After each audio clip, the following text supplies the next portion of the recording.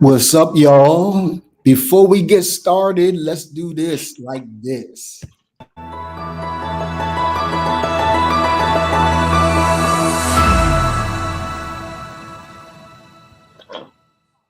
The Remand Project is a coaching and consulting firm specializing in personal and leadership development for adult Black males, seeking to break the vicious cycle of missed potential so that they themselves transform their personal lives, their sense of leadership to their families, and their legacies that they want to leave for business and culture.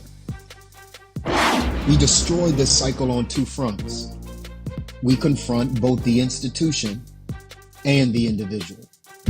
We address the institution because, according to the statistics, Black males are under assault and are targeted for extinction in ways that their white counterparts are not. We are over incarcerated and undereducated. There are systems in place, political systems, media systems, and religious systems that serve as intentional, or some say unintentional, barriers to the Black male's advancement.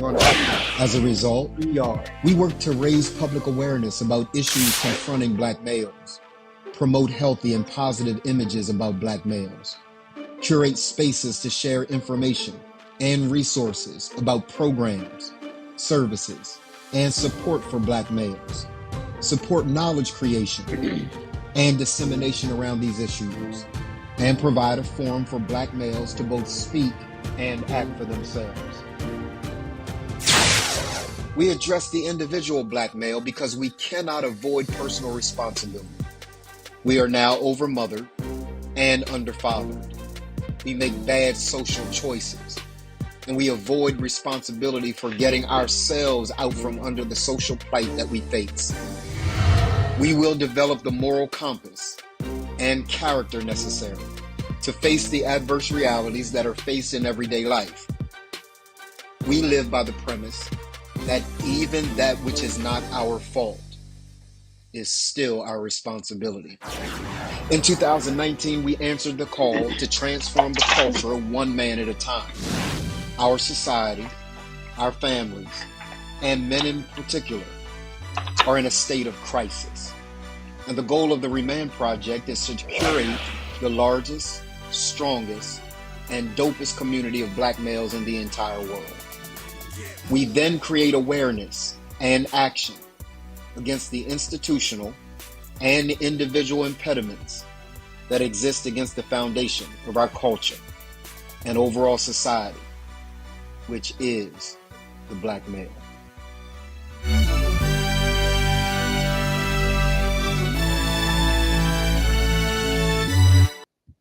What's up, y'all? Donald Morton here, Chief Visionary Officer. Let me turn Ray off because I was watching Ray. And I want to make sure that you guys have our undivided attention. I am Donald Morton, Chief Visionary Officer for Remand. And at Remand, we help Black men interrupt patterns, disrupt behaviors, break the vicious, nasty, ugly, dirty cycles of missed potential so that they transform and master their lives, leadership, and legacies. And alongside of me is Dr. Leroy McKenzie Jr. He is the CEO of JNF Enterprises. And it's good to be with all of you today.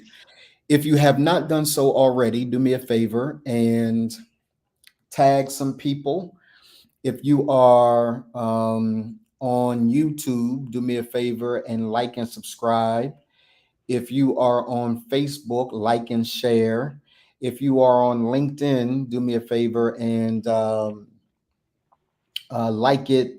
What else? What are the other things on LinkedIn, Leroy, other than like? Is there anything else on? Can comment you share on LinkedIn? I think comment and share as well. Share on LinkedIn. I want to say good afternoon to all of you. This is my last time saying good afternoon to you and having to explain why we are saying good afternoon to you. We're saying good afternoon to you because you chose 12 o'clock p.m. instead of 10 o'clock a.m. as our broadcast time because it works well for you.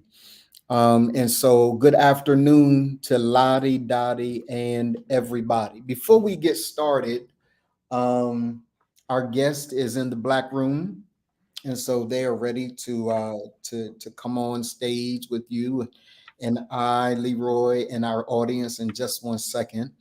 What I'm going to ask everyone to do is to talk about, just kind of think about what you want to get out of today's conversation. If that is just kind of a better understanding of what is happening with the child support system, let's do that. If it's, hey, I really need to really figure out how to navigate all that's going on. If it's, hey, is this retroactive or is it something that is new and just kind of heretofore? We want to answer all of those questions today. Um, and so it's an incredibly exciting time. Leroy, good afternoon to you, black man. How are What things with you today? You see, I got on my shirt and my muscles are popping, bro. For every my listen, it's almost like you have an inner hate going on the inside of you for this magnificent chiseled Greek body that that I got going on here, man. Good afternoon to you. I'm sorry, y'all. I'll let him have his moment. You know what I'm saying? I'll let him have his moment so he can, so he can go ahead and embrace it. Breathe it Yeah, in, take it all in so you can, yeah, yeah. you good now?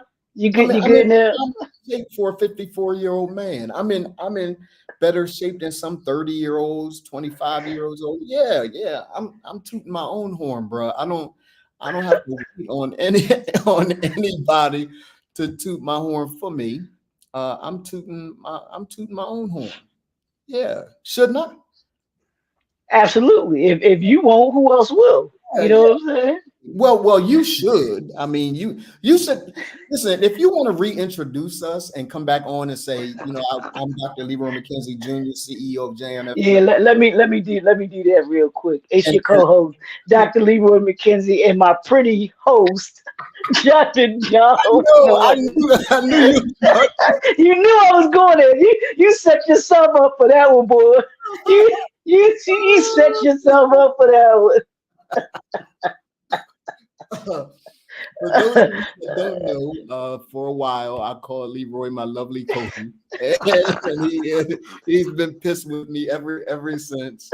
Um, And so he took an opportunity to throw a jab. It's okay. Like it's okay. I can handle it. I can handle it. Right. So we want to say good afternoon to all of you. And because we have such an incredible topic today, we just really want to spend all of our time Yeah, with yeah. our guests. And shout out to President Joseph Robin Biden. Shout out to him, um, who did the absolute most courageous thing. Some would argue that he was pushed out. We can have that conversation at another time. But let me tell you, I have an inordinate respect for Joe Biden. I really do. He and I disagree on some things, right? But what I can never take away from Joe Biden is just how um, powerful and integral and a man of character he is. And so I want to let him know, his family, Dr. Jill Biden, Ashley, the late Bo, Hunter, all of the family, just how much we are praying for President Biden. He is dealing with COVID. He dropped out of the race, and we have a new presumptive nominee that we can talk about at a later time. Today, though, the reason why I wanted to say that way, Leroy, is because, or let me do this too. The reason why I wanted to say that way is because at the end of the day, I am absolutely 100% committed to voting for and electing individuals who have proven to have the black male interest at heart. It doesn't matter to me whether you have a D by your name. It doesn't matter to me whether you have an R by your name. What matters to me is when I look up your record and I look at what you have done, I am interested in knowing that you have done right by black men. And sometimes it can be really, really hard for that to be seen and recognized and noticed.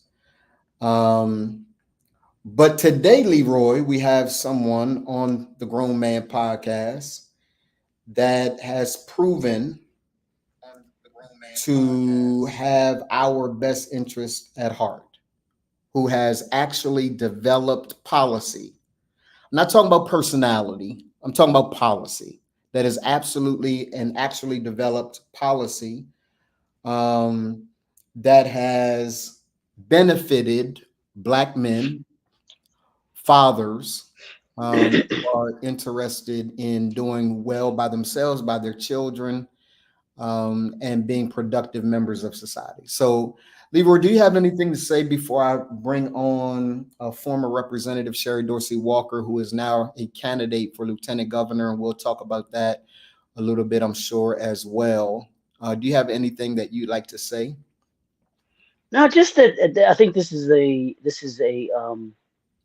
much needed conversation. I think it's going to be a phenomenal conversation, and the great things. And these are the conversations that need to be had, need to be shown, need to be talked about, and need to be put in the forefront. Yes. And I know Remain is about that because we deal with these issues. When we talk about issues, these are the things, very things that we're talking about, Yes. and we talk when we talk about them from the government side, and then when we talk about from the individual side, this is what we mean. This is Yes. that balance. This is Yes. this is this is the objective. This is the results coming into fruition. Being able to talk with the government officials that we're going to be talking with today, and just the great things that we know that are taking place and are going on, so that people can understand. Hey, these are the things that when we talk, we ain't just talk about it. Y'all know where y'all can go. I ain't got to tell you where you can go for all of that other stuff. Yeah. You can head down the street for that. But Yeah. here, these are the issues that we're dealing with. Yeah. These are the issues that we want and need to have conversations about, whether 100. easy or difficult. You know what I'm saying? So, 100%. so And absolutely. so let me say this as a disclaimer, and I'm sure that Leroy agrees with me. Today's conversation in no way, absolutely no way, gives license for a father not to take care of his kids. That's not Hmm. this conversation. Hmm. So if you came to this conversation, this podcast, finally there are two brothers who will allow me not to take care of my kids. Yeah, that's not this podcast. That's Yeah, not this yeah. podcast. However, at the same time, this is the podcast that, as Leroy has already said, is designed to make sure that we balance the scales. We have conversations around character development for adult black males and taking responsibility, but we also have conversations around institutional character development that makes them personally responsible, corporately responsible, governmentally responsible for what it is they need to do as well. And so I am excited. It looks like Representative Sherry Dorsey Walker is with us. I need you to turn your camera on, though, for me, Representative Sherry Dorsey Walker. So before, there we go. I'll bring my I want, girl want to say on. one thing before you bring up though, Yes. too. But this is to make sure that we're covered. That this by no means that we endorse any party that we have here. That's to make sure that we, from a Yeah, legal well, standpoint. I can actually endorse. I mean, I can endorse as an individual. You can endorse as an individual. I have actually endorsed Sherry Dorsey Walker, and I've not done it as the CVO of our nonprofit because I cannot do that, but I Correct, can do correct. it as a CVO of our for-profit, right? And so I absolutely have endorsed my sister Sherry Dorsey Walker um, for lieutenant governor. There she is. That's my that's my Oh, friend. Uh-oh. did you There lose? she Yeah, go. there you go. There we go. Do we need to add Horace for technical difficulties, Sherry, or you gonna be you gonna be okay? You can add him, have Yeah, another yeah. another black I male need to voice call added. Horace because this Yes. is not the part that you do. You don't do this part. You, And I can, but it's blessed when God has given you people who can that's help you right. along the way. Yeah, that is Hallelujah. right. Yeah. That is absolutely right. I want to welcome you to the Grown Man Podcast. Thank you for having me. And we have guests sometimes, but they, some people a little scared of the Grown Man Podcast because we're not the cotton candy podcast. We're not the podcast that's gonna sing kumbaya. We want real substantive issues to be talked about here. And so I'm incredibly excited for the work that you've already done in the state house and the work that you're about to do as our next lieutenant governor. Um, and I wanted to bring you on because the last time I was on a call with you, let me introduce you to Leroy, my lovely co-host, Dr. Leroy McKenzie. Dr. Leroy Hello, sir. How McKenzie. you doing? Nice to meet you. You as well, Representative. Thank you for joining us on here. Yes. Yes. So the last time that we were on a call, you mentioned House Bill 267, Hmm. right? And I've been under a rock. Clearly, I've been under a rock, or I've been out of Delaware too long. I'm now obviously in Atlanta. Leroy, I'm in Atlanta. Leroy and my wife say I'm not in Atlanta. I'm in Douglasville, but I'm in Atlanta, right? I'm in Atlanta, right? And when you mentioned House Bill 267, it really struck me because I did not know that there is now laws on the books that where a non-custodial parent, which are primarily dads, right, can no longer go to jail or have their licenses taken if they are attempting and willingly paying child support, even if that child support, and I'm oversimplifying it because I want you to be able to explain it, even if that child support is $1,000 a month and he's paying $900 a month, like we were just throwing guys in jail and locking them up, which is also shout out to Aretha Elva Nadine Adams Jackson Morton, because Aretha Elva Nadine Adams Jackson Morton said, "Baby, I don't understand." I said, "What you don't understand, Mom? I don't understand how, for the life of me, they can lock up a man and then still expecting to pay. Like locking him up doesn't help the child, right?" So I was incredibly excited to hear about House Bill 267, which is now law. And I need you just to kind of lay it out. I did take the opportunity to look at it and read through it and all of those kinds of things, but it's legalese in there, and I'm a pretty intelligent guy. But you developed the bill, you along with some co-sponsors. Talk to me about, first of all, what it is, and then from a Black woman in particular, why it exists. First off, I'd like to say thank you to the two doctors for having me on today. You're much appreciated.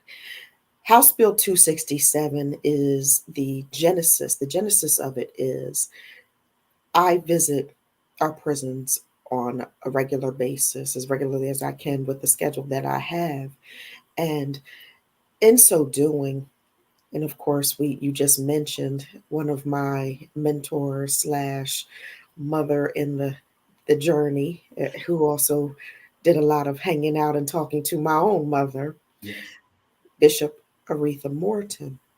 And listening to their conversations and then seeing what was actually happening in our state. It was an old law in the books that stated if you are in fact willfully, and let's make sure we're clear, willfully paying your child support, and the order is, say, $1,000, you're paying $900.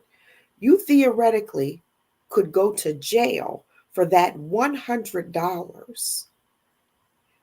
It didn't make any sense when they first started this. It didn't make any sense in my mind, and in speaking with constituents who actually had been incarcerated for child support. Yeah. No other charge but child support. Yeah. I thought that that was egregious. And then in meeting with me, and this is one thing that I do when I develop policy, I make it my business to have people around the table who have been adversely affected by something, or people who want to lend their voices, advocates, the whole nine. I don't do legislation in a box. So I'm very inclusive. And in so doing, we found that people were literally going to jail or having their license revoked. If you revoke my license, how am I supposed to get to work to pay the child support order? And then, if I am incarcerated, how do I pay the child support? The arrears just keep accruing. So, did it make any sense? No, it did not. So, that's why House Bill 267 was so important. And in working with Senator Kira Hoffner on this particular piece of legislation, she too felt the same exact way. We thought it was egregious, and it is egregious that the non-custodial parent was finding themselves in situations where they could theoretically go to jail and have their license revoked. So 267 abolishes that practice. Amazing. I too was a unwilling participant of the child support laws in Delaware, and I remember going in front of judges who, Sherry, I don't know that I've ever. What I'm about to say, I don't want any brother to do. This is not the way to do it, right? But I was so frustrated continuing to go to court, and I remember saying to the judge, "I'm not paying you another dime. Lock me up. If that's what you're going to do, lock me up." And the judge said, "So ordered."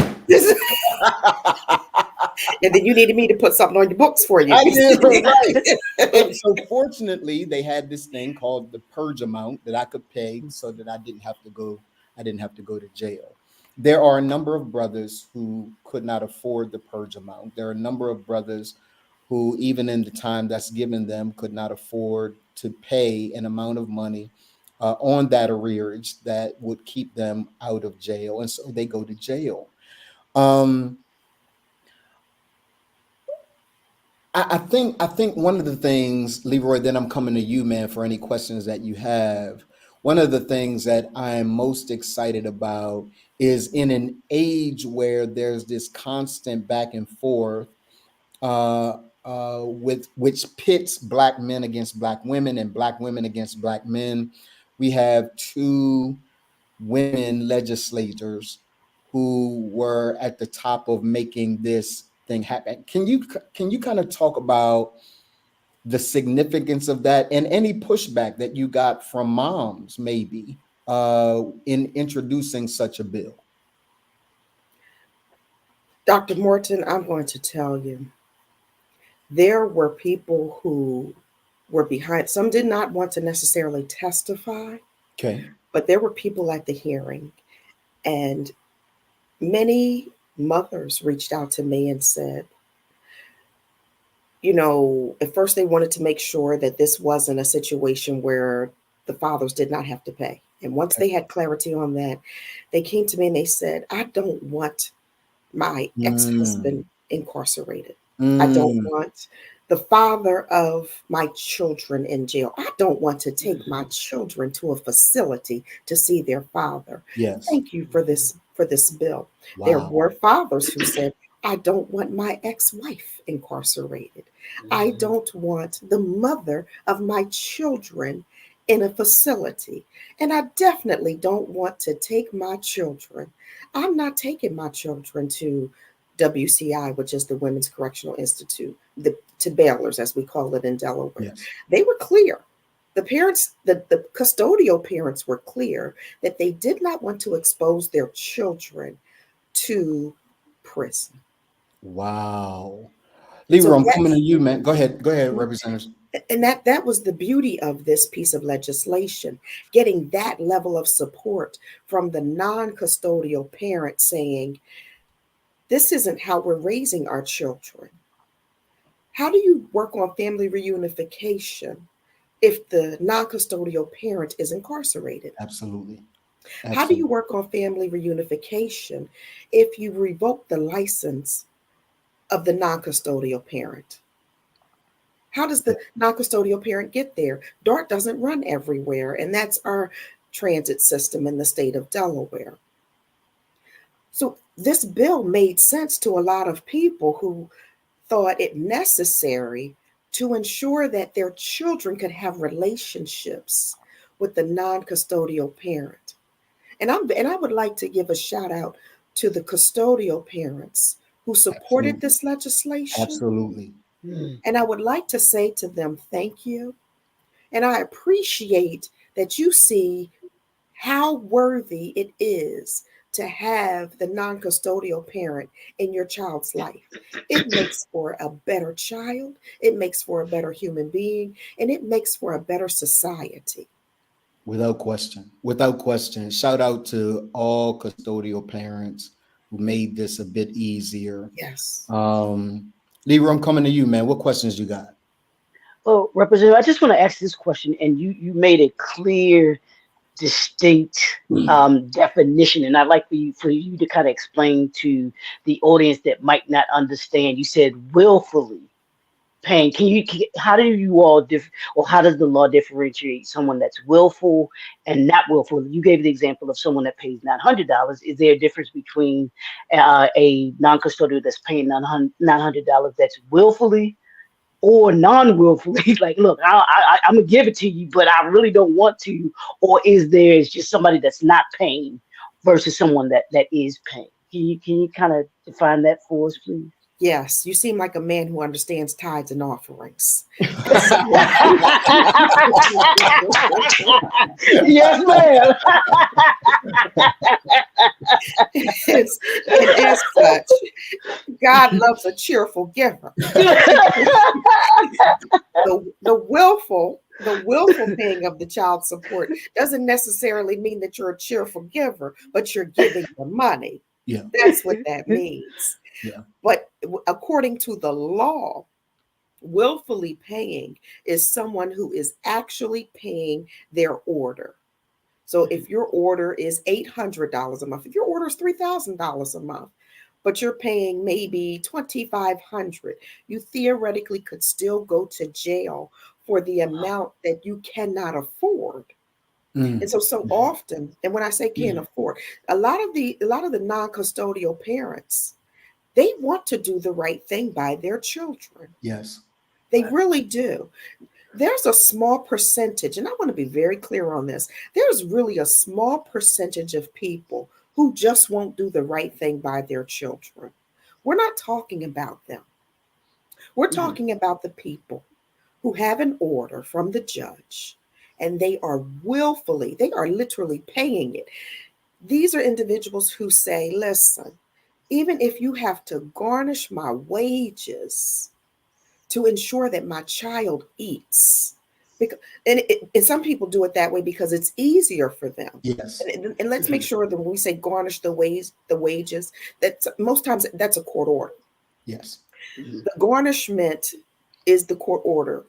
There are those who have to have their wages garnished because they won't do the right thing and they have to be found. We're not talking about those individuals. We're talking about the individuals who say, my child has a school play on September the 10th. That's actually the election day, just as an FYI. And the school play is actually the parent going to voting. However, I digress. But if the child has something going on in the child's life, the non-custodial parent is there. The non-custodial parent, I know non-custodial parents who go to the child's daycare and read to their child. Mm-hmm. I know non-custodial parents who will pick up their children from school. Now, according to the law, non-custodial parents, but they may as well be the custodial parent, who pick up the children for school in the morning, go to all the activities, go to the parent-teacher conferences, bring the children home. Sometimes the children even stay with them. I know parents who are quote unquote, and I'm using air quotes, non-custodial, Mm-hmm. but the child stays with them and they still pay the custodial parent the child support so that when their child is at the other home, the needs are met. This is about the people who are doing the right thing, who were doing their level best to do the right thing and still ended up in the criminal justice system. Yeah. Yeah. I'm just enamored with this bill. And a part of what I did in researching it, Sherry, was to kind of look up whether or not this kind of amendment was specific to Delaware, whether or not it was allowable in other jurisdictions. Are there other states that have similar laws on the books? Because Remand obviously is an international organization. It has national reach and it has international reach. For those that are in other states, is this something specific to Delaware, or was there precedent somewhere else that you just kind of looked at and said, hey, this will work in Delaware? How'd that work for you? There are other states who have, these are archaic laws. These are archaic laws. And these laws go back to the Jim Crow era. Mm, But they ultimately ended up hitting some of the other people who folks didn't necessarily think they would get if you for lack of a better term caught up in the system. got it. It's almost like having to count the jelly beans when you go to vote. Those Yeah. kinds of dynamics. And so if Delaware had it, then you know for sure Georgia has it. Yeah. Then you know for sure Florida has it. Yeah. And I tell people all the time, Delaware and Kentucky were the last two states to free the slaves. February 12th, 1901. The remnants of that still exist in our state. The remnants of that still exist nationally. And so, as we're having these conversations, it's important that we put people in positions of power who will benefit the people. This, yes, I am a Black woman, and I am unashamed of that. I'm unapologetic about it. I am so proud to be a Black woman. I am also a woman of faith. Faith without works is dead. And in this moment, we needed a faithful servant to look at what was happening in our state and to shift the dynamic so that we aren't incarcerating people for child support, of all things, child support. Yeah. And I don't know what the percentages are. I don't know what the numbers are, but the grave overwhelming percentage of non-custodial parents are dads. Um, and and I'm assuming that a great majority of those dads are African American fathers. And so I want to make sure that brothers understand. Let me ask you this, Sherry. Is this bill, because I talked with a brother after I found this out from you, right? And he wants to know whether or not this is retroactive. So for individuals that were already had their licenses taken, for individuals that were already incarcerated or in the system in that way, is it retroactive or is it heretofore? Like from now on, this is the case. It's heretofore. Okay. It's not retroactive. And that just gave me an idea. So thank you for that. Of course. Yeah. Mhm. It Yeah. just gave me an idea. I'm the lieutenant governor. Hey, tell him 3 times. Yeah. Tell him three times. And anytime, Sherry, let me say this to you as well. Thank you. And for everyone that co-sponsored, thank you. For every organization that pushed it, thank you. I want to make sure that you know that my number is on speed dial anytime this kind of legislation is being put forward. Thank you. Even though I'm here in Atlanta, I'm a flight away. Right. I'll be there. I'll speak. I'll do whatever I can do to rally, because this was significant. And what I'm troubled by is how many people didn't know it existed. Like the guys didn't know that it existed. They were overwhelmed. They didn't know that it existed, and we need to kind of beat the drum a little louder for legislation like this that matters for Black men. Which I want to kind of swing now into the conversation about you. Unless Leroy, you have any other questions about HB 267? The only thing that I'll add to what you just said, Donald, is how can how can we get the word out more about that so that more brothers do know about the bill and what they need to do, or if they qualify for it and everything like that, so that they do know.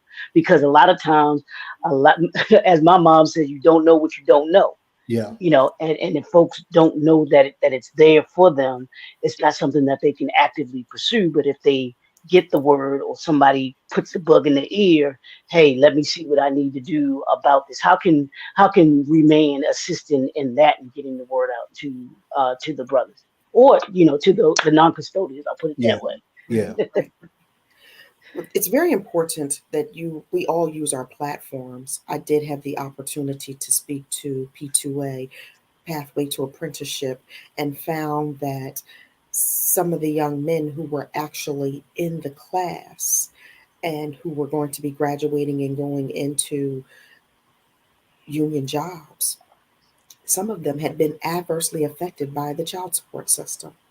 Mm. And as a result of me going and speaking to them about the legislation, I would say, well, not everyone in that class is supporting my candidacy. They've all graduated. I was at their graduation, proudly at their graduation. And one of them asked the question, and this is where it's important to do the right thing by the community. And when I say the right thing, when these kinds of situations and circumstances arise, that you have the will and the drive and the desire to effect necessary changes. yeah. And one young man raised his hand in the class. These are all grown men, but they're all my babies, and said, how can we help you? We appreciate that you help us, but how can we help you? That was worth its weight in gold to me, to have someone in that situation or circumstance ask that question of me. Mhm. And I said, SherryDorseyWalker.com. You can go to the website and make a contribution against SherryDorseyWalker.com. Spelled SHERRY. I know that's right. Yes, yes, yeah, yeah. And I think that's important, and it goes back to what Leroy was talking about earlier. Remand is this multifaceted organization, right? So for those of you that know, it has a for-profit arm, it has a non-profit arm. It is about to have a real estate arm. It's about to have a media arm. It is a huge and growing company. So as a nonprofit, I'm not talking to y'all as a nonprofit. I'm talking to y'all as a for-profit leader, right? Make sure that you vote for, in the state of Delaware, Sherry Dorsey Walker. I'm unapologetic about this. Your run for lieutenant governor is historic. Your run for lieutenant governor is warranted. It's respected. It's valued. This isn't now. I have a particular challenge, right? And some of the people have a challenge with the fact that I have a challenge, but I have a challenge with the fact that I don't vote or encourage anyone to vote on symbolism. For me, it doesn't matter. It doesn't matter. I think it's significant, and I celebrated you being the first Black woman to be lieutenant governor. I think that's significant, but that's not what brings me to the table. What brings me to the table is I've seen continued development and fruit from the work that you've done. You being a black woman is icing. That's great. But if you're a black woman and you haven't done anything for black men, you my girl all day, but I can't put you up. I can't say vote for Sherry Dorsey Walker. What brings me to that place is the fact that for once, and I say this intentionally, for once, there's someone who has done something to address the needs and concerns of adult black males. Mm. For once, Mm. the parties address everybody but black males. Mhm. And so for once, there's someone who says, let me take your non-custodial parents, and Leroy is right, non-custodial parents, that can be mom, that can be a dad, it can be a white dad, it can be a white mom. But a lot of times it's brothers that look like me. And I celebrate the fact that you took some time to draft and craft legislation that would help guys that look like Donald Morton, guys that look like Leroy McKenzie Jr. and other brothers. Now, switching to the fact that you are running for lieutenant governor, tell us why that's important. I know, because I've been on calls with you. I understand how um, lieutenant governor impacts politics, right? Many people don't. So tell us how important your role is. And again, I'm intentionally contextualizing what we're talking about today as it relates to adult black men. That is intentional. Talk about whatever he wants to talk about, and I'm not going to cut her off. But when I'm talking to Sherry, Lieutenant Governor, I'm talking about black men. I'm not talking about black women. I'm not talking about black children. I'm talking about black men and their impact on black women. And I'm talking to black men and their impact on black children. I'm talking to that population. You have a unique role as as Lieutenant Governor, that will impact my community, that will impact brothers that look like me. Can you share a bit about what that looks like? Certainly. Having served on the Wilmington City Council and having served 3 full terms as a state representative and on the Board of Parole, the Lieutenant Governor has 2 roles: to preside over the Senate and to chair the Board of Pardons. I believe I am uniquely qualified and the most qualified to be the next Lieutenant Governor for the state of Delaware.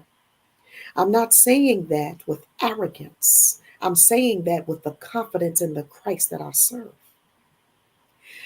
Understand that I have been in those rooms when individuals have come before myself and my colleagues on that Board of Parole. And we have a responsibility to those individuals. Their lives are literally in our hands. And it is our responsibility to make sure that the individuals who plead their case before us, those who are deserving of a second chance, get it. And again, I mentioned the Lieutenant Governor presides over the Senate. Important role, because the Lieutenant Governor also will vote in the time of a tie, if there's a tie in the Senate, in the case of a tie, excuse me. And then the Lieutenant Governor, if something should happen to the governor, ascends to become governor. But that Board of Pardons, Mhm. chairing the Board of Pardons, we have never in the history of our state, and I'm sitting in front of our state flag right now, since our inception, we're the very first state, December 7th, 1787, we've never had a black lieutenant governor, let Wow. alone a black woman lieutenant governor. And I'm very, very mindful of making sure that I lift as I climb. And as I lift, I believe in lifting Black men. Yes, I uplift Black women. I'm a member of Alpha Kappa Alpha Sorority Incorporated. What we do. I knew it was coming. I knew. I knew You knew it was coming. You What we knew it do. was coming. What we do. We got to have a president who's an AKA in a graduate of Howard University. My brother says, I'm not going to digress too much here. But I throw that out there for the saints and the ain'ts and all those in between. But it's important. It is absolutely important that we have someone who's from the community, who speaks the language, and who cares about Sussex County, Bridgeville, Selbyville, Seaford, who cares about Kent County, Dover, Camden, Wyoming, Smyrna, and who cares about, I'm from Newcastle County, someone who cares about Wilmington, who cares about Belfont, Claymont, Middletown, Odessa, Townsend. See, we need someone who understands every single community and has a willingness to listen if you don't know something. Sit down with the people, have the necessary tough conversations. How do you think I put body-worn cameras on every single police officer in this state? House Bill 195. By sitting down with all 48 policing agencies and making it my business to get them on board. And when it was time to pass that legislation, it passed unanimously with Democratic and Republican support. Wow. Because people felt like they were included in the process. That's how I have done legislation, and that's how I shall continue as your next lieutenant governor. Having people sitting with me. And you know what? We don't necessarily need to be at a table, because we can go out into the community and stand on the corner and have a conversation. I can come to a park and have a conversation with you. I don't have any fears. I don't have a spirit of fear, but of power, love, and a sound mind. It was interesting. I was walking in a particular community here recently, and there was some individuals working with me, and this one gentleman said, she doesn't mind going to the hood, and she doesn't mind going to suburban communities. She doesn't mind going to the high rent district. She doesn't mind going to Section 8 housing. She makes it her business to connect with everyone. And so people will feel connected to me as their next lieutenant governor. They'll feel like they have a place in my space, and they'll be included under the tent of the Dorsey Walker Dorsey Walker as your next lieutenant governor. That's what I bring to the table. And so what does that mean? It means that Black men will finally have someone on whom they can rely. I have nephews. Yeah. And I'm very intentional about uplifting Black men. I have nieces. I'm intentional about uplifting Black women. But it's very rare that you find someone, especially as an elected official, who says Black men need a space and a place to just breathe. Absolutely. We have a space in my district right now where Black men just go for yoga. They exhale, they inhale, and they're comfortable around other Black men. We are too dismissive as a society of Black men, except for when it's time to vote. That's when we want to be inclusive of Black men. Absolutely. We need to be inclusive of Black men every time we're doing something. When we're planting trees, when we're creating vertical farms at the Bayard School, have Black men at the table as we're making decisions about Black boys who will ultimately become Black men. Care about our young Black scholars. Spend time with them. And this is who you will get. Because this is what I do. I already spend time in our schools, volunteer in our schools. Our children know me. I know the parents, the grandparents. I know the families. I'm known for walking the streets of Wilmington. Councilman Sam Guy always teases me and says, you're famous for that. Yeah, Just yeah, walk yeah, the streets. yeah, yeah, absolutely. We have about 10 minutes left. Um, SherryDorseyWalker.com. Yes, SherryDorseyWalker.com. And people are welcome to go Gerald read the book. Hightower said, Representative Walker, you're about to make me shout up in here. Hallelujah. Hey, Black, that's the objective. black Let's man, go. Give him black man glory. breathe. I know that one of the trainers of Remand and meditation, because that is one of the things that we do inside Remand, is Jason Avilas, Fly Yogi. And he is probably the one that is doing that work He is. of That's exactly yoga. what it is. Yeah, yeah. So shout out to him who Yes. has been doing that work a minute as well. Leroy, you got any other questions, comments, man? We got about 10 minutes, bro.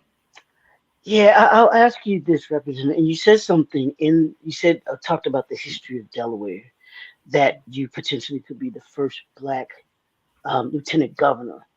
What does that mean to you if you become that first in the history of your state? What would that mean to you personally?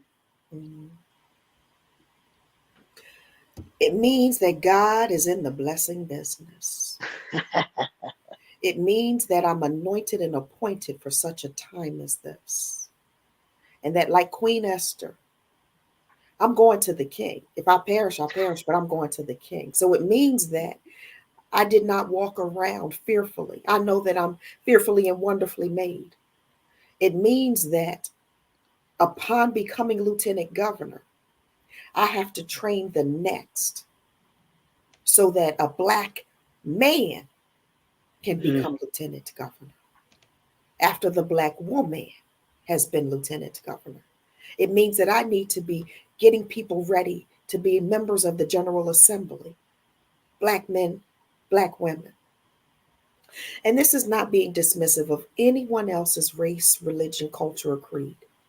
I love everybody. Absolutely. But other people mhm. are intentional about making Absolutely. sure that Irish Catholics serve, that Yep. Polish serve, that Italians serve, Hispanics serve.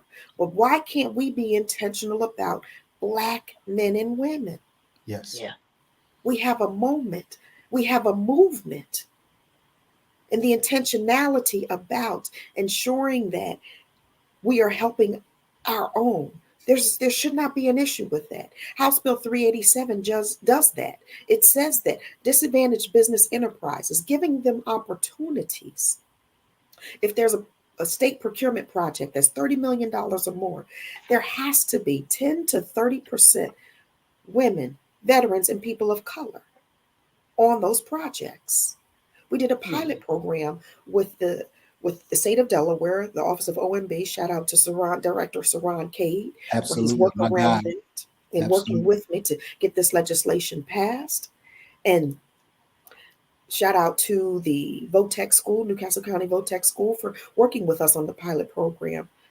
Dr. Jones and Dr. Hill and the chair of the board, Yvette Santiago, thank you for your willingness to say, let's make this happen.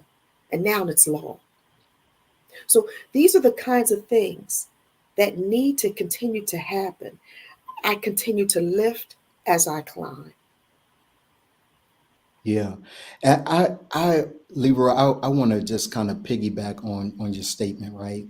Or your question, because I'm sitting here and I'm thinking about how many people have been in the General Assembly, how many people have been in elected office, lieutenant governor, mhm. governors, so forth, who don't share the unique experiences of Black people.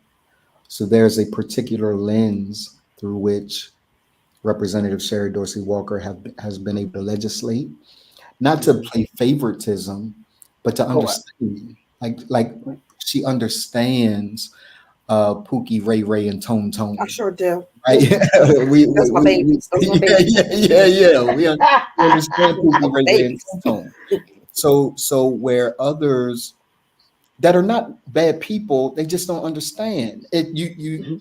It takes a degree of experience and intimacy, with those spaces to be able to make decisions and have a discernment about what is or is not happening.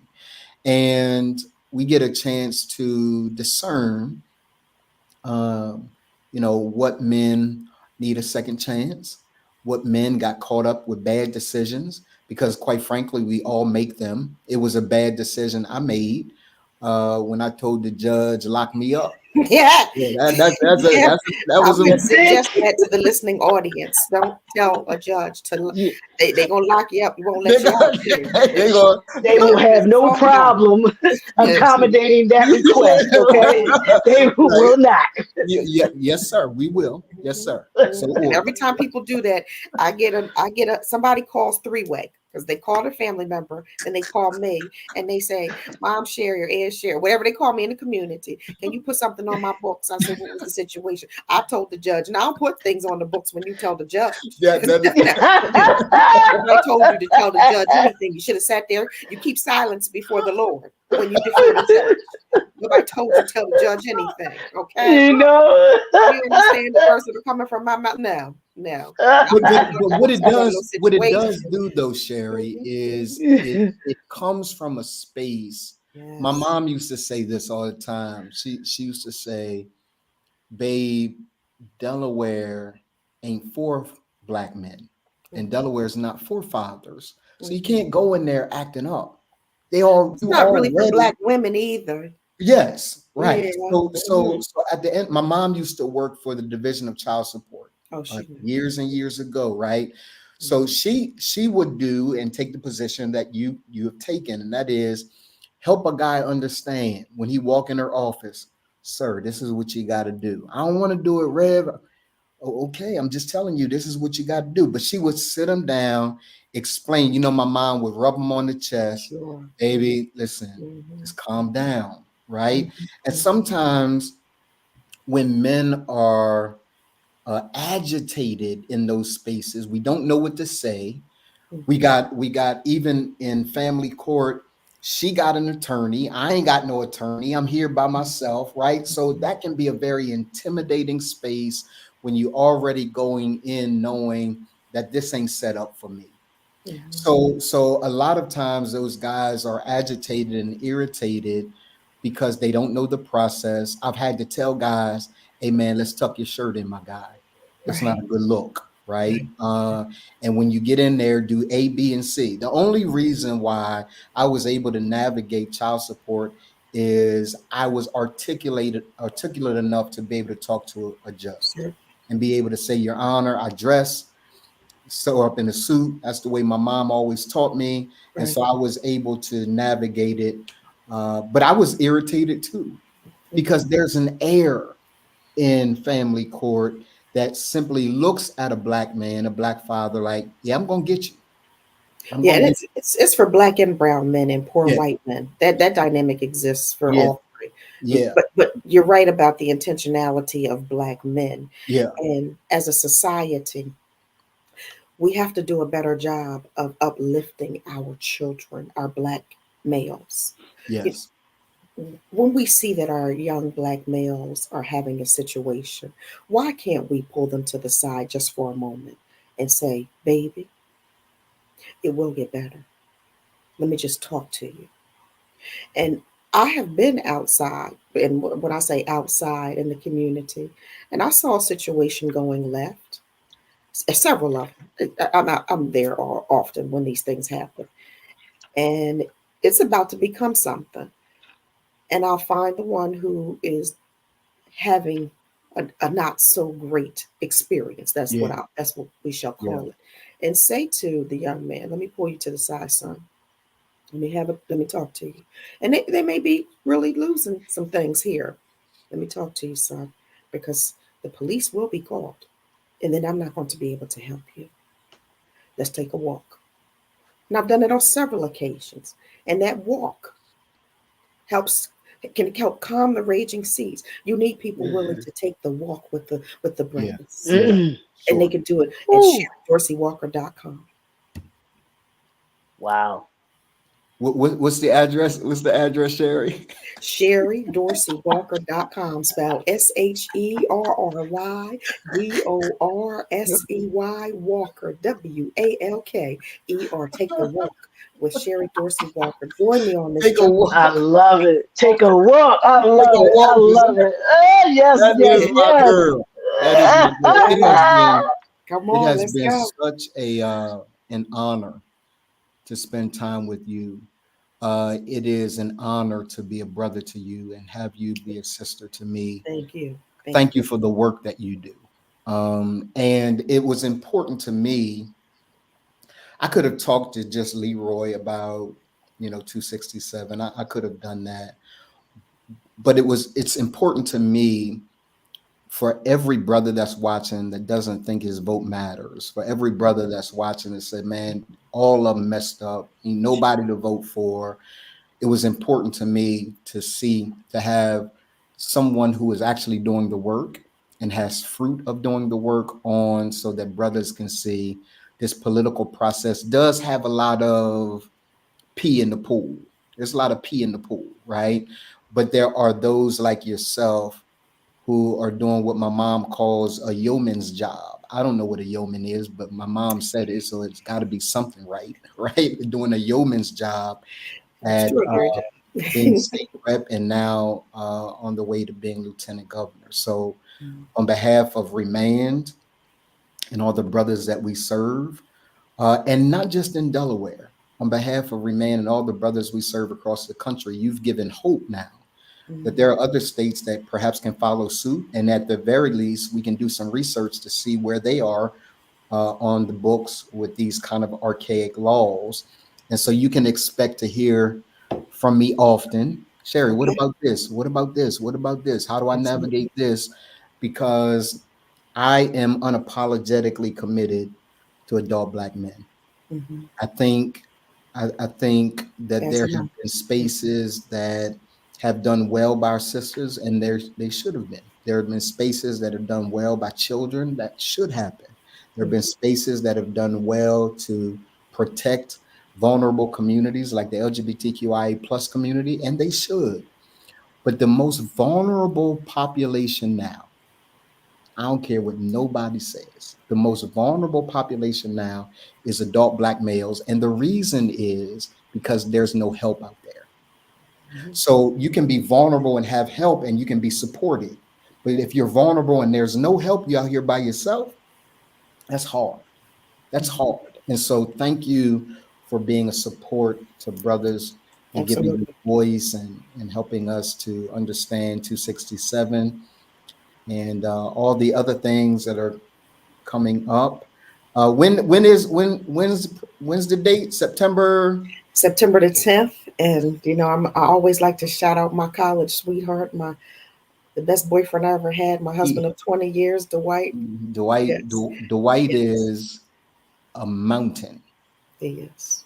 I mean, he Leroy. If you ever saw him, Dwight is just this huge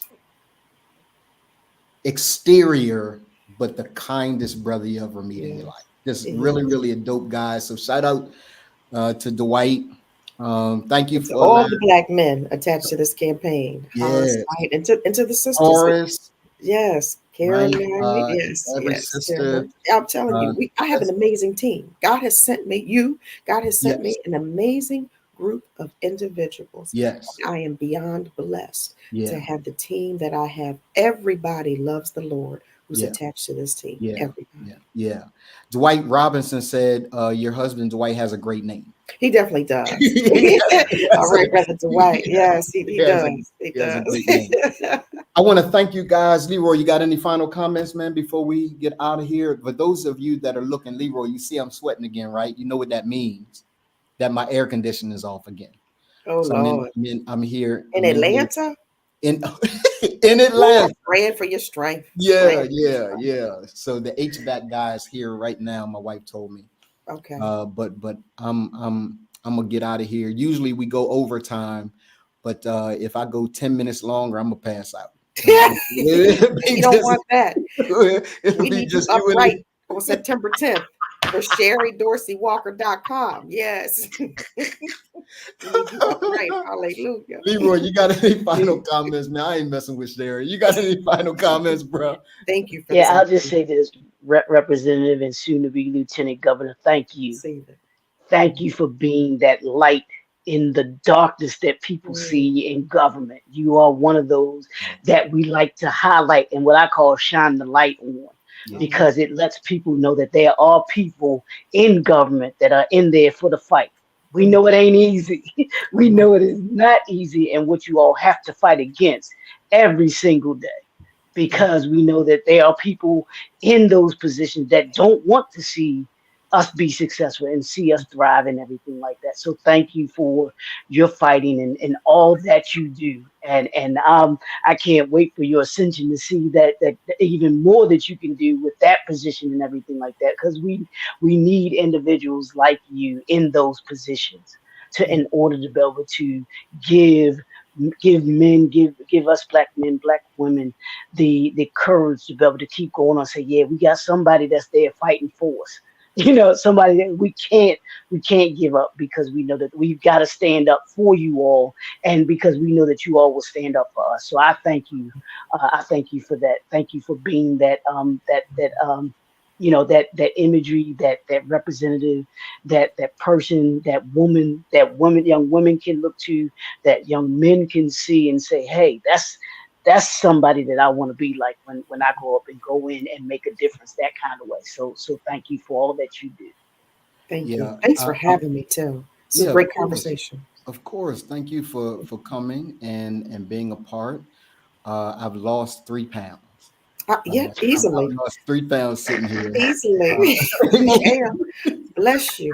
Oh, Lord, I'm praying for your strength. pray, pray for my strength.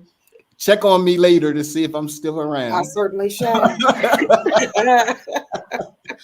Listen, I love y'all. Thank y'all for hanging out with us. This has been Donald Morton, Chief Visionary Officer of Remand. We help Black men interrupt patterns, disrupt behaviors, break the vicious cycles of missed potential so that man transforms his life, leadership, and legacy. With me today has been Dr. Leroy McKenzie Jr., CEO of JNF Enterprises, and our special guest has been State Representative Sherry Dorsey Walker, soon to be Lieutenant Governor of the state of Delaware. This has been a phenomenal conversation.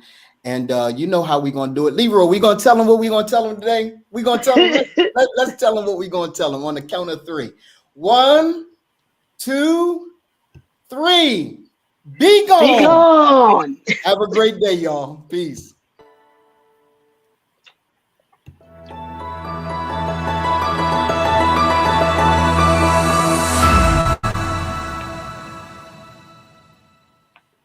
The Remand Project is a coaching and consulting firm specializing in personal and leadership development for adult Black males, seeking to break the vicious cycle of missed potential so that they themselves transform their personal lives, their sense of leadership to their families, and their legacies that they want to leave for business and culture. We destroy this cycle on 2 fronts. We confront both the institution and the individual. We address the institution because, according to the statistics, Black males are under assault and are targeted for extinction in ways that their white counterparts are not. We are over-incarcerated and undereducated. There are systems in place, political systems, media systems, and religious systems that serve as intentional, or some say unintentional, barriers to the Black male's advancement. As a result, we work to raise public awareness about issues confronting Black males, promote healthy and positive images about Black males, curate spaces to share information and resources about programs, services, and support for Black males, support knowledge creation and dissemination around these issues, and provide a forum for Black males to both speak and act for themselves. We address the individual Black male because we cannot avoid personal responsibility. We are now over-mothered and under-fathered. We make bad social choices. and we avoid responsibility for getting ourselves out from under the social plight that we face. We will develop the moral compass and character necessary to face the adverse realities that are faced in everyday life. We live by the premise that even that which is not our fault is still our responsibility. In 2019, we answered the call to transform the culture one man at a time. Our society, our families, and men in particular, are in a state of crisis. And the goal of the Remand Project is to curate the largest, strongest, and dopest community of Black males in the entire world. We then create awareness and action against the institutional and individual impediments that exist against the foundation of our culture and overall society, which is the Black male.